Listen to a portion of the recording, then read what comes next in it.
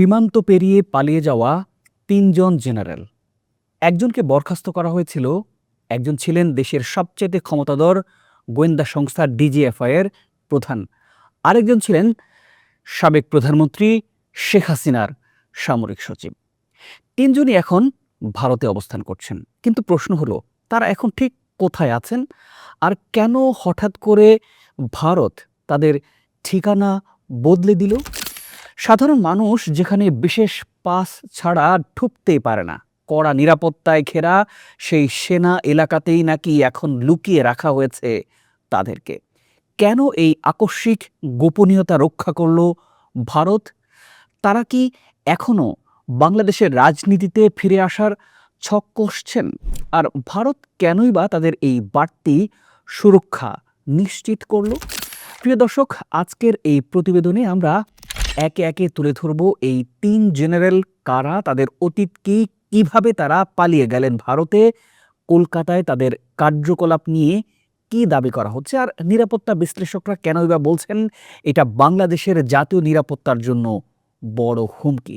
প্রিয় দর্শক, প্রতিবেদনের শেষাংশে আমি আলোচনা করব এমন কিছু তথ্য যা এই পুরো ঘটনাকে সম্পূর্ণ এক নতুন মাত্রা দেবে। আপনাদেরকে স্বাগত জানাচ্ছি আজকের এক্সপ্লেনারে। আপনাদের সাথে আছি আমি শাহাদাত হোসেন।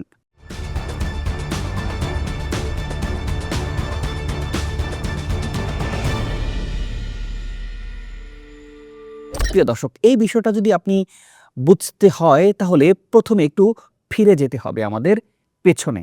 ২০২৪ সালের জুলাই আগস্টে যে গণ অভ্যুত্থানে দীর্ঘদিনের ক্ষমতাসীন সরকারের পতন হয়, তার পরপরই শুরু হয় এক অভূতপূর্ব পলায়নের ঘটনা। শুধু রাজনৈতিক নেতারাই নন, প্রশাসন ও সেনাবাহিনীর একাধিক শীর্ষ কর্মকর্তাও দেশ ছেড়ে ভারত চলে যান। প্রতিবেদন অনুযায়ী ভারতের ইন্টেলিজেন্স ব্যুরো এই পলাতকদের নিয়ে একটি পূর্ণাঙ্গ ডেটাবেজও তৈরি করেছে, যেখানে তাদের পরিবারের সদস্যদের তথ্য সংরক্ষিত আছে। এই দীর্ঘ তালিকার মধ্যে আছেন ৩ জন সাবেক শীর্ষ জেনারেল, যাদের নিয়ে আজকের এই প্রতিবেদন। এই ৩ জনের মধ্যে অন্যতম হলেন বরখাস্তকৃত লেফটেন্যান্ট জেনারেল মোহাম্মদ মুজিবুর রহমান, অবসরপ্রাপ্ত lieutenant general Mohammad Akbar Hossain, major general কবির আহমদ। এই ৩ জন ছিলেন প্রয়াত সরকারের সময়ে অত্যন্ত প্রভাবশালী ব্যক্তি। আর প্রতিবেদন বলছে ৩ জনই এখন ভারতের নিরাপত্তা ছত্রছায়ায় আছেন। কিন্তু সাম্প্রতিক সময়ে ঘটেছে এমন একটা ঘটনা যা নতুন করে আলোচনায় নিয়ে এসেছে তাদের। ঢাকা ও কলকাতার একাধিক নিরাপত্তা সূত্রের বরাত দিয়ে দৈনিক আমাদের সময় একটা প্রতিবেদন করা হয়েছে। এই প্রতিবেদনে দাবি করা হয়েছে এই ৩ জেনারেলকে সম্প্রতি কলকাতার সাধারণ আবাসিক এলাকা থেকে সরিয়ে নেওয়া হয়েছে বিশেষ সুরক্ষিত একটি সেনা আবাসিক এলাকাতে। এতদিন তারা ছিলেন কলকাতার অভিজাত এলাকা সল্টলেক এবং নিউ টাউনের একটি আবাসিক কমপ্লেক্সে, যেখানে সাধারণ বেসামরিক মানুষও থাকেন। কিন্তু সম্প্রতি তাদের সরিয়ে নেওয়া হয়েছে হুগলি ব্রিজের পাশে অবস্থিত একটি সেনা আবাসিক এলাকাতে, এমন একটা জায়গা যেখানে বিশেষ পাস ছাড়া সাধারণ মানুষের প্রবেশ কার্যত একেবারেই নিষিদ্ধ। শুনতে হয়তো ছোট একটা পরিবর্তন মনে হতে পারে আপনাদের, বাসা বদল মাত্র, কিন্তু নিরাপত্তা বিশ্লেষকদের মতে এই স্থানান্তরের সময় এবং জায়গা নির্বাচন এই দুটোই অত্যন্ত গুরুত্বপূর্ণ।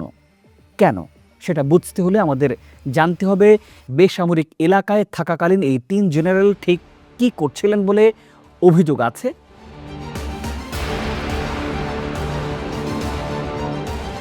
প্রতিবেদনের দাবি অনুযায়ী এই ৩ জেনারেল কলকাতায় বসেও নিয়মিত যোগাযোগ রেখেছেন ক্ষমতাচ্যুত সাবেক প্রধানমন্ত্রীর সাথে। শুধু তাই নয়, কলকাতা সিটি সেন্টার ২ এলাকাতে অবস্থানরত সাবেক ক্ষমতাসীন দলের নেতাদের সাথে ছুটির দিনগুলোতে নিয়মিত বৈঠক করার কথাও বলা হয়েছে সূত্রের বরাতে। এমনকি আমার দেশের সূত্র আরও দাবি করছে কলকাতার পার্ক স্ট্রিট এলাকায় গাজীপুর সিটি কর্পোরেশনের সাবেক এক মেয়রের সঙ্গেও দেখা গেছে এই ৩ জেনারেলকে। এখন প্রশ্ন হলো, নিষিদ্ধ ঘোষিত একটি রাজনৈতিক দলকে পুনরায় সক্রিয় করার কোনো পরিকল্পনা কি সত্যি চলছে সীমান্তের ওপারে বসে? বিশ্লেষকরা বলছেন ঠিক এই কারণেই তাদের সেনা এলাকায় সরিয়ে নেওয়াটা তাৎপর্যপূর্ণ।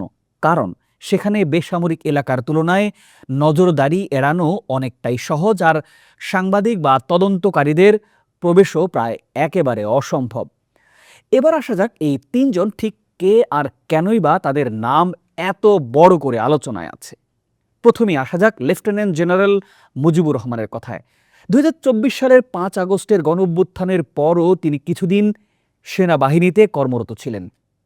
পরে সেই বছরের ১১ সেপ্টেম্বর তাকে বরখাস্ত করা হয়। প্রতিবেদন অনুযায়ী বরখাস্ত হওয়ার পরপরই তিনি ময়মনসিংহের ধোবাউড়া সীমান্ত দিয়ে ভারতে পালিয়ে যান।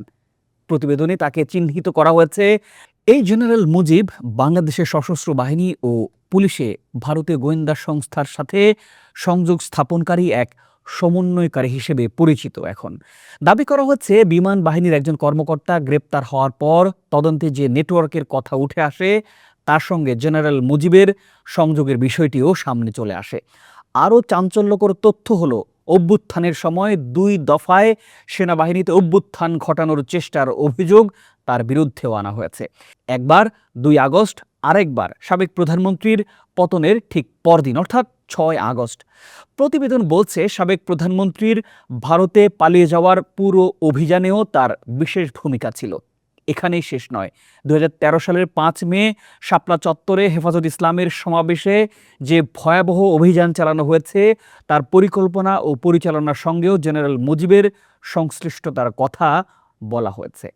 আর সর্বশেষ দুর্নীতির অভিযোগ আছে তার বিরুদ্ধে অনেক। তার এবং তার স্ত্রীর বিরুদ্ধে দুর্নীতি দমন কমিশন এরই মধ্যে মামলাও করেছে। আদালতের নির্দেশে জব্দ করা হয়েছে তাদের নামে থাকা ৩৪টি ব্যাংকের হিসাব, ঢাকায় ২টি ফ্ল্যাট এবং মিরপুর ক্যান্টনমেন্ট, খিলক্ষেত ও পূর্বাচল এলাকায় থাকা মোট ১০টি প্লটের।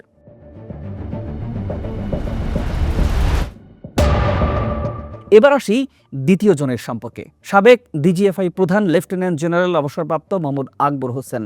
জুলাই বিপ্লবের পর কোনো এক সময়ে তিনিও ভারতে পালিয়ে যান বলে প্রতিবেদনে বলা হয়েছে আমার দেশের।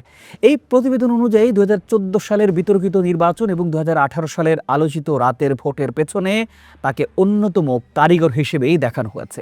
এমনকি একটি নাটকীয় দাবি করা হয়েছে এই প্রতিবেদনটিতে। ২০১৪ সালে একটি রাজনৈতিক দলকে নির্বাচনে অংশ নিতে বাধ্য করতে তখন দলীয় চেয়ারম্যানকে জোরপূর্বক সামরিক হাসপাতালে আটকে রাখার ঘটনায় তৎকালীন ডিজিএফআই এর প্রধান হিসেবে জেনারেল আকবরের সরাসরি সংশ্লিষ্টতার কথা বলা হয়েছে। সাবেক প্রধান বিচারপতিকে দেশ ত্যাগে বাধ্য করার আলোচিত ঘটনার সাথেও তার নাম জড়িয়েছে বলে প্রতিবেদনে উল্লেখ আছে। বর্তমানে জোরপূর্বক গুমের অভিযোগে তার বিরুদ্ধে মামলাও হয়েছে। প্রতিবেদনে দাবি করা হয়েছে তিনি এখন কলকাতায় বসেই সাবেক ক্ষমতাসীন দলকে রাজনৈতিকভাবে পুনর্বাসনের পরিকল্পনা বাস্তবায়নের সক্রিয় ভূমিকা পালন করছেন। এবার আসি তৃতীয় জন প্রসঙ্গে। তিনি হলেন মেজর জেনারেল কবির আহমদ, যিনি ছিলেন সাবেক প্রধানমন্ত্রী শেখ হাসিনার নিজের সামরিক সচিব। এই তিনজনের মধ্যে তার পলায়নের কাহিনী সবচাইতে বেশি নাটকীয়। গেল বছরের ৮ অক্টোবর আন্তর্জাতিক অপরাধ ট্রাইব্যুনাল সাবেক প্রধানমন্ত্রী সহ মোট ২৮ জনের বিরুদ্ধে গ্রেপ্তারি পরোয়ানা জারি করে, যাদের মধ্যে ২৫ জনই সেনাবাহিনীর সাবেক বা তৎকালীন কর্মকর্তা। এই দীর্ঘ তালিকায় সবচাইতে বেশি আলোচিত নাম ছিল জেনারেল কবিরের। প্রতিবেদন বলছে পরোয়ানা জারি হওয়ার আভাস আগেভাগেই পেয়ে গিয়েছিলেন তিনি। এরপর ৯ অক্টোবর তামাবিল সীমান্ত দিয়ে বিশেষ ব্যবস্থায় তিনি ভারতে প্রবেশ করেন। এরপর সেনা সদর দপ্তরের পক্ষ থেকে জানানো হয় তাকে খুঁজে পাওয়া যাচ্ছে না, যা নিজেই একটি বড় প্রশ্ন তুলে দেয়। একজন কর্মকর্তা জেনারেল কিভাবে এভাবে উধাও হয়ে প্রতিবেশী রাষ্ট্রে গিয়ে আশ্রয় নিতে পারে?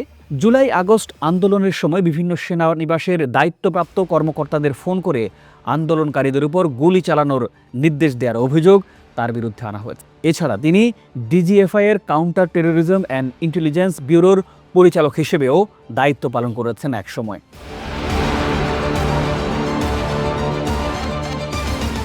প্রিয় দর্শক, এবার আসা যাক সবচাইতে গুরুত্বপূর্ণ প্রশ্নে। এই পুরো ঘটনাটা বাংলাদেশের জন্য আসলে কতটা ঝুঁকিপূর্ণ?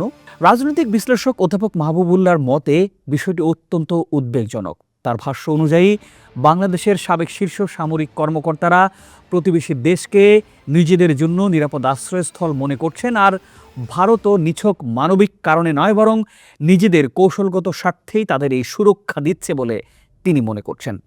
অন্যদিকে আন্তর্জাতিক সম্পর্ক ও নিরাপত্তা বিশ্লেষক অধ্যাপক এম শহীদুজ্জামানের মূল্যায়ন আরও তীব্রতর। তার মতে এই জেনারেলরা বাংলাদেশের নিরাপত্তা সংক্রান্ত অত্যন্ত স্পর্শকাতর তথ্য জানেন, যা ভুল হাতে পড়লে দেশের জন্য মারাত্মক ঝুঁকি তৈরি করতে পারে।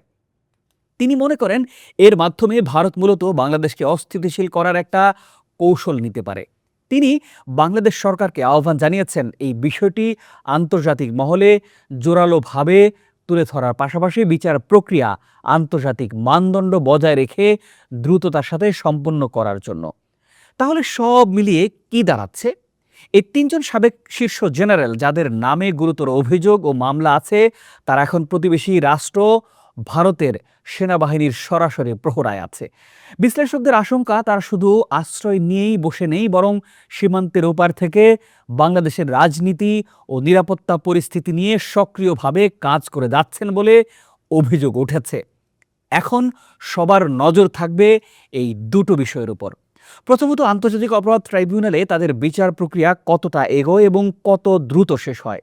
2, বাংলাদেশ সরকার এই বিষয়টি আন্তর্জাতিক মহলে কতটা জোরালোভাবে তুলে ধরতে পারে, যাতে ভারতের ওপর কূটনৈতিক চাপ তৈরি করা যায়। তাহলে প্রশ্ন থেকেই যাচ্ছে, সেনা আবাসিক এলাকায় এই আকস্মিক স্থানান্তর কি নিছক নিরাপত্তার সিদ্ধান্ত, নাকি এর পেছনে লুকিয়ে আছে অনেক বড় কোনো রাজনৈতিক পরিকল্পনা?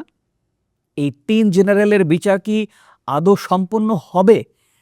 প্রিয় দর্শক, এই বিষয়ে আমরা নিশ্চয়ই নজর রাখব।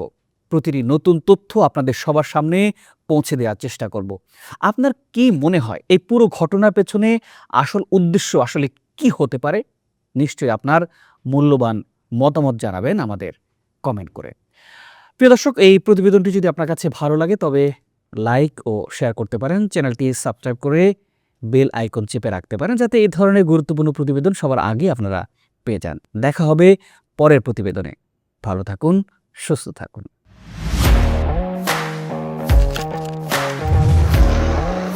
প্রফেশনাল স্টুডিও খুঁজছেন? ঢাকার প্রাইম লোকেশন নয়াপল্টনে দেশ সমাচার স্টুডিও আপনার কন্টেন্ট প্রোডাকশনের নির্ভরযোগ্য ঠিকানা। এখানে পাবেন 4K ক্যামেরায় মাল্টি অ্যাঙ্গেল রেকর্ডিং, আছে গ্রিন ও ব্ল্যাক স্ক্রিন সেটআপ, উন্নত মানের মাইক্রোফোন ও sound proof voice over booth. আপনার পছন্দ মতো স্টুডিও ডিজাইন করার সুযোগও থাকছে। Hazrat Shahjalal news content, talk show, interview বা পডকাস্ট, যা কিছুই করেন এখানে পাবেন প্রফেশনাল সেটআপ আর ফুল এডিটিং সাপোর্ট। আপনার চাহিদা অনুযায়ী বুক করতে পারেন আজই। কল কিংবা হোয়াটসঅ্যাপ করুন এই নাম্বারে 017202106557। ভিজিট করুন আমাদের ওয়েবসাইট ও ফেসবুক পেজ।